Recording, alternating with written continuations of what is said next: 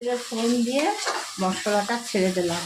মশলার মধ্যে আছে আপনার টমেটো, একটু সাদা জিরে, একটু পোস্ত, হ্যাঁ, নুন, হলুদ, এগুলো দিয়ে ভালো করে কষাতে হবে।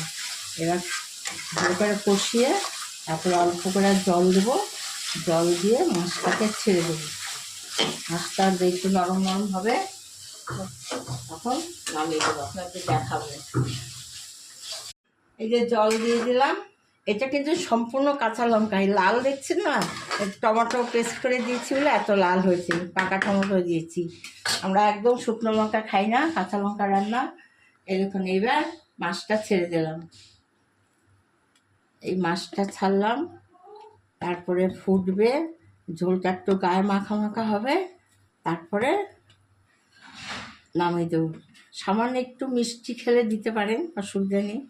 এই ঝোলটা মাখা মাখা হবে, তারপরে নামিয়ে দেবো। এখন একটু ফুটবে।